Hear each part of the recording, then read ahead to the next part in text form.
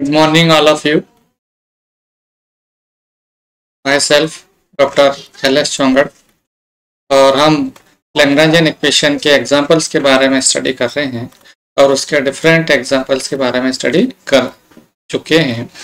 अब यहाँ पर हम लैग्रेंजियन इक्वेशन के एक और नए एग्जांपल्स के बारे में स्टडी करेंगे, जिसका नाम है साइक्लॉइड। एक्चुअल में साइक्लॉइड क्या चीज़ है, इसके बारे में यहाँ पर पहले हमें सोचना होगा या समझना होगा कि साइक्लॉइड किस चीज को कहते हैं। तो साइक्लॉइड दैट मीन्स यदि कोई सरफेस पे कोई पार्टिकल है और यदि हम इसको किसी प्लेन पर अगर रोल करा देते हैं तो इस पार्टिकल का जो पाथ होता है वह साइक्लॉइड के नाम से जाना जाता है। तो इस प्रकार से हम साइक्लॉइड को डिफाइन करते हैं और उसके बारे में या उसका पाथ कैसे होगा उसे हमें यहाँ पर लैग्रेंजियन इक्वेशन की सहायता से डिटरमाइन करना है। तो यहाँ पर हम लैग्रेंजियन इक्वेशंस इसके लिए ज्ञात करेंगे।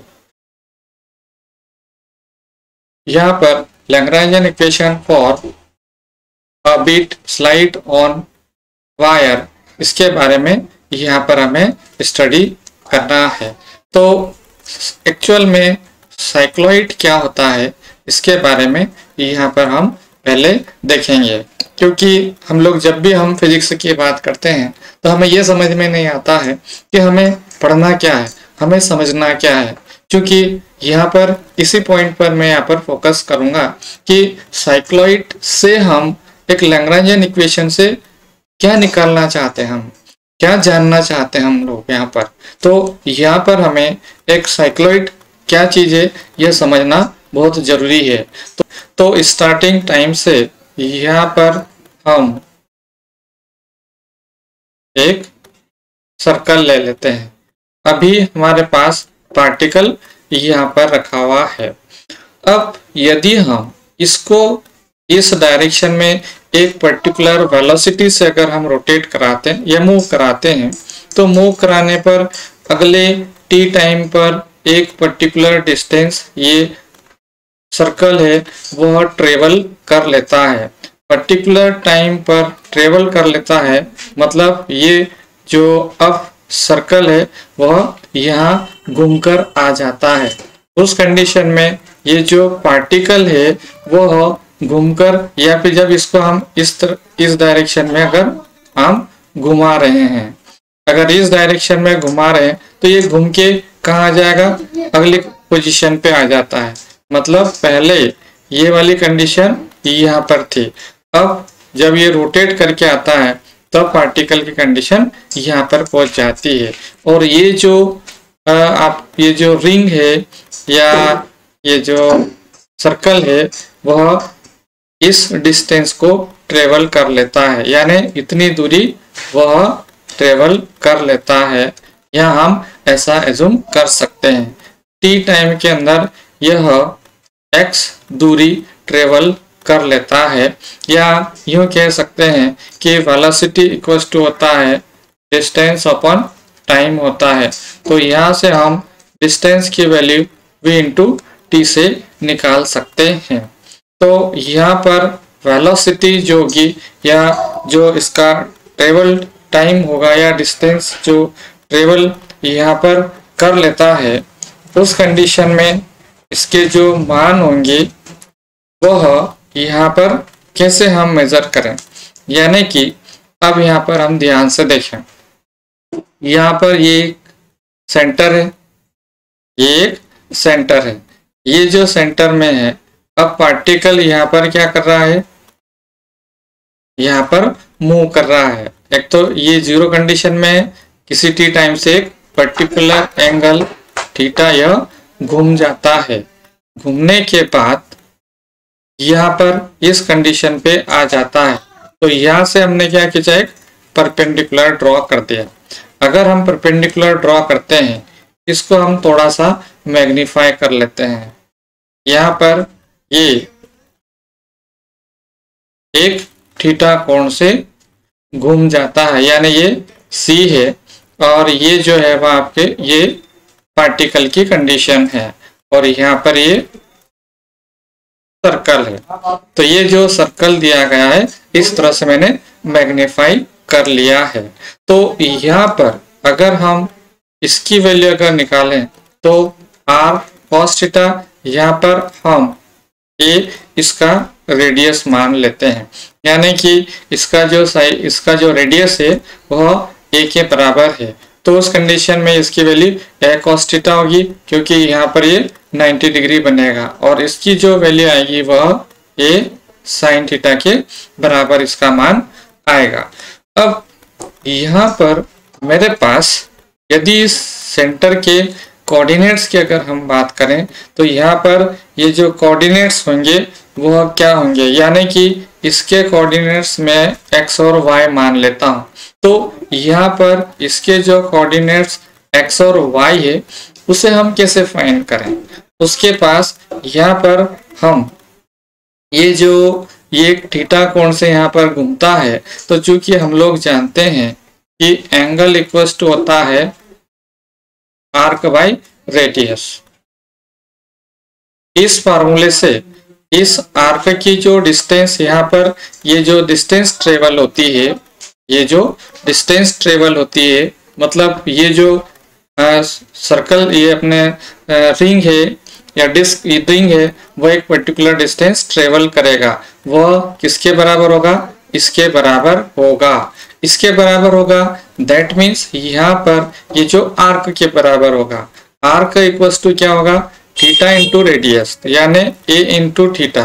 ये जो डिस्टेंस ट्रेवल्ड होगी, ये जो हम लोग यहाँ पर डिस्टेंस कह रहे थे vt, इसका मान होगा यहाँ पर a थीटा के बराबर। तो इस प्रकार से यहाँ पर ये जो डिस्टेंस ट्रेवल्ड होगी वह a थीटा के बराबर होगी। अब मुझे निकालना है यहाँ पर x की वैल्यू निकालना है। x की वैल्यू दैट मीन्स यहाँ पर ये जो डिस्टेंस है वह वैल्यू मुझे फाइंड करनी है।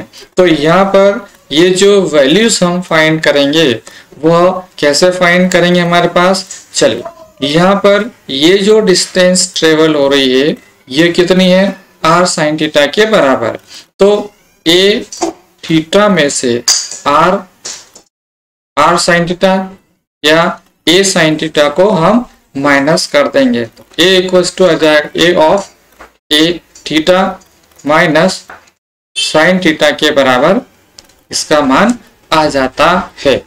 तो यहाँ पर हम ध्यान से देखें एक बार पुनः, a थीटा में से ये वाली जो डिस्टेंस है इसको हम माइनस कर देंगे, तो यहाँ पर हमारे पास किसकी वैल्यू आ जाएगी, x वैल्यू की, x का मान आ जाएगा। इसी प्रकार से अगर y की वैल्यू अगर डिटरमाइन करना चाहें हम, तो y की वैल्यू हमारे पास यहाँ पर जो वैल्यू है वह ये, क्योंकि पार्टिकल की पोजीशन हमारी यहाँ पर है, पार्टिकल की पोजीशन कहाँ है, यहाँ पर है।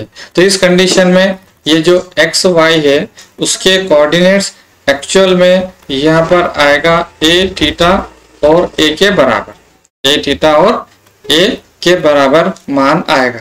लेकिन यहाँ पर इसकी जो पोजीशन है, इस पार्टिकल की पोजीशन है, इसका जो पोजीशन होगा वह y इक्वल्स टू यहाँ पर ये जो है टोटल इसका ये रेडियस है, यानी a के बराबर है। a में से a cos थीटा को हम माइनस कर देंगे, a में से a cos थीटा डिस्टेंस को माइनस करेंगे तो a और 1 माइनस cos थीटा के बराबर इसका मान आ जाएगा। अब ये मान आ गया y का मान। अब हम बात कर रहे थे साइक्लॉइड की बात कर रहे थे। साइक्लॉइड को पुनः यहाँ पर एक बार यहीं पर समझने की हम कोशिश करते हैं। अब यहाँ पर ये जो पार्टिकल है, अभी पार्टिकल की कंडीशन कहाँ है, यहाँ पर है। अब अगली बार ये यहाँ होगा, जब ये आगे चला जाएगा तो पुनः फिर यहाँ पर आ जाएगा, फिर आगे और रोटेट करेगा तो ये यहाँ पर आ जाएगा। यानी कि ये जो पाथ जनरेट होता है, इस पाथ को ही हम क्या कहेंगे, साइक्लॉइड के नाम से जानते हैं। यानी कि यहाँ पर इसको हम पुनः दूसरे शब्दों में अगर हम डिस्क्राइब करें तो यहाँ पर एक सर्कल दिया गया है, सर्कल के यहाँ पर एक सर्कल दिया गया है। ये जो सर्कल की कंडीशन है वह हम ध्यान से देखें। यहाँ पर एक सर्कल दिया गया है। तो ये जो सर्कल दिया गया है, ये जो सर्कल दिया है, यहाँ पर हम एक सर्कल बना लेते हैं। सर्कल पर यहाँ पर पार्टिकल है। जब सर्कल आगे मूव करता है तो ये पार्टिकल क्या होगा, इस डायरेक्शन में यह इस पोजीशन पे आ जाएगा। तो अगली कंडीशन पे ये यहाँ पहुंच जाएगा और आगे रोटेट करेगा तो ये यहाँ पहुंच जाएगा। यानी कि अब ये कहाँ पर पहुंच चुका है, ये यहाँ पर पहुंच चुका है। अगली कंडीशन पे कहाँ पहुंच चुका है, ये यहाँ पर पहुंच चुका है। अगली कंडीशन पे कहाँ पहुंच जाएगा, ये यहाँ पर पहुंच जाएगा। यानी कि यहाँ पर ये जो पार्टिकल है ये इस पर्टिकुलर पाथ को फॉलो करता है। इस पाथ को ही हम साइक्लॉइड के नाम से जानते हैं, यानी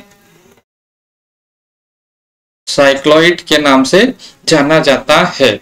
तो इसको हम साइक्लॉइड कहते हैं या साइक्लॉइड की डेफिनेशन कह सकते हैं।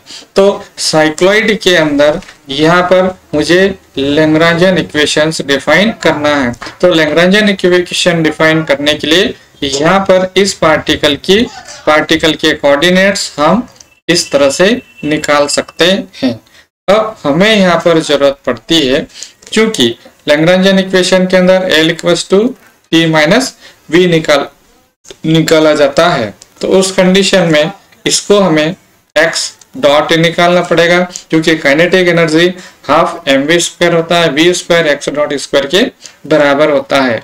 तो यहाँ से हम इसको अगर डिफरेंशिएशन करें तो थीटा डॉट और माइनस साइन थीटा का कॉस थीटा डॉट के बराबर होगा। इसी प्रकार से y डॉट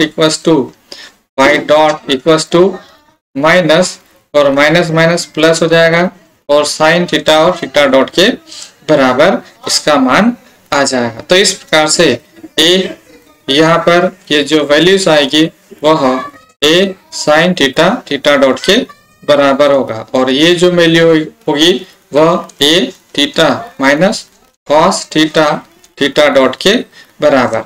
चूंकि यहाँ पर काइनेटिक एनर्जी फाइंड करना है तो काइनेटिक एनर्जी इक्वल्स टू होता है half mv²। Half mv² that means x dot square plus y dot square के बराबर। हाफ m यहाँ से हम सिंप्लीफाई करें इसको, ये जो a² दोनों तरफ कॉमन आ रहा है इसको हम बाहर निकाल लेते हैं। यहाँ से थीटा डॉट स्क्वायर और प्लस कॉस स्क्वायर थीटा और थीटा का स्क्वायर होगा और प्लस या माइनस 2 कॉस थीटा और थीटा डॉट का स्क्वायर होगा। ये a का स्क्वायर हो गया यानी x का स्क्वायर हो गया और प्लस यहाँ से साइन स्क्वायर थीटा और थीटा डॉट का स्क्वायर। इस प्रकार से इसको हम सिंप्लीफाई करें तो m² और यहाँ से हम ध्यान से देखें ये थीटा डॉट स्क्वायर कॉमन आ रहा है तो यहाँ से कॉस स्क्वायर थीटा और sine square theta equals to 1 के बराबर होगा और 1 ये जो वैल्यू हो 2 थीटा डॉट स्क्वायर और प्लस यहाँ माइनस 2 कॉस थीटा और थीटा डॉट का स्क्वायर होगा।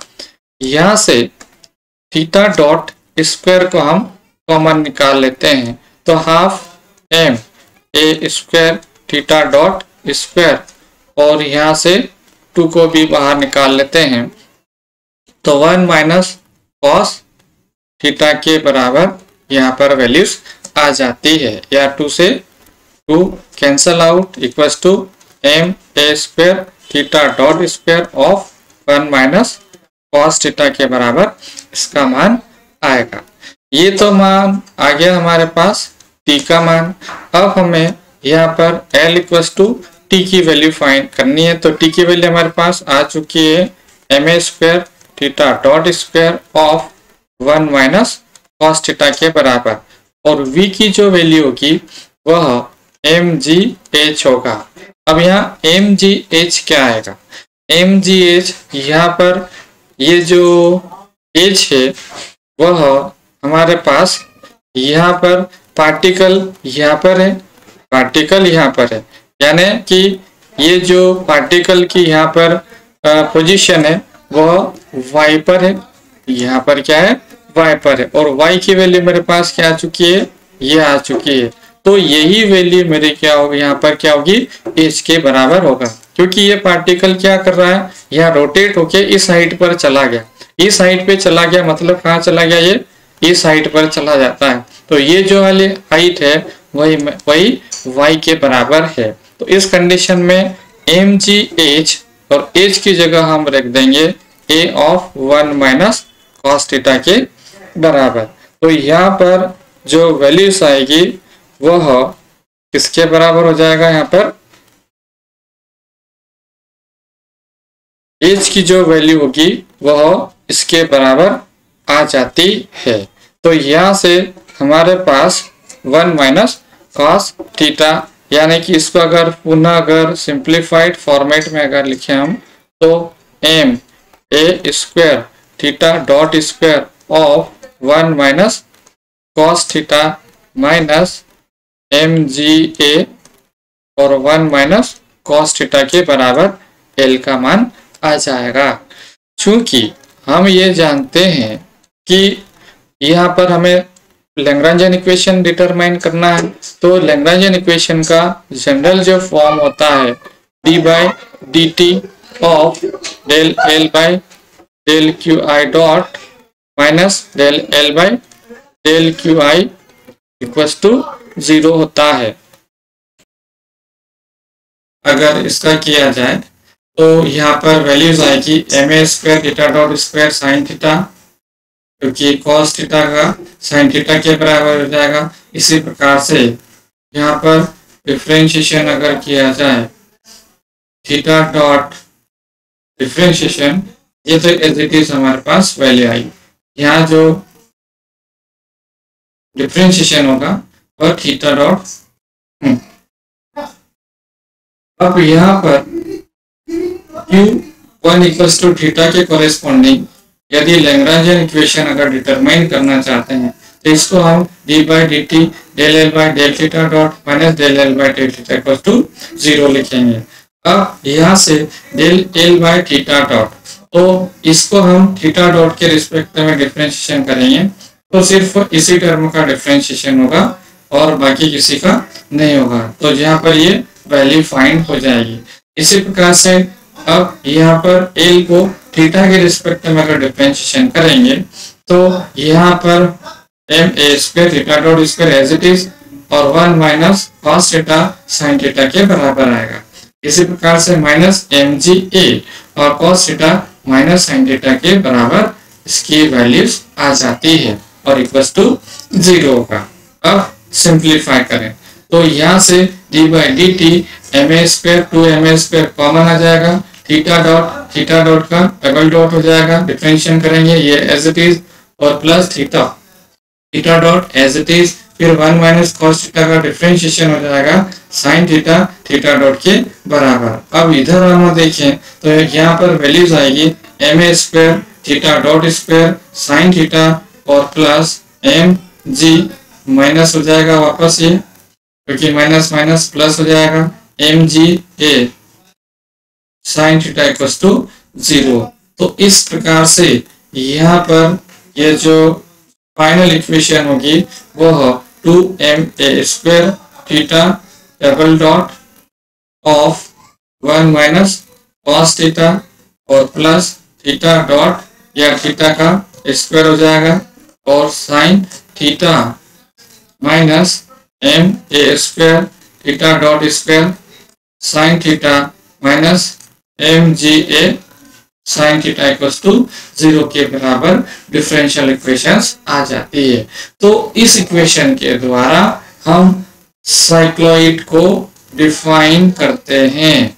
साइक्लॉइड का जो पाथ होता है इसको हम इस इक्वेशन के द्वारा हम डिस्क्राइब कर सकते हैं। तो ये जो हमारे पास ये जो साइक्लॉइड पाथ जनरेट किया था, इस पाथ को डिफाइन करने वाला जो इक्वेशंस होता है जिसे हम लैग्रेंजियन इक्वेशन से डिफाइन करते हैं, उसको इस तरीके से हम डिफाइन या फाइंड कर सकते हैं।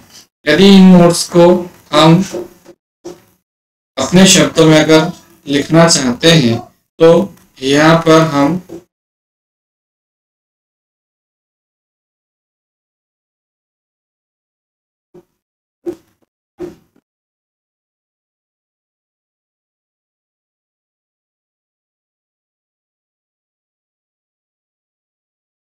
पर हम इस प्रकार से नोट डाउन कर सकते हैं।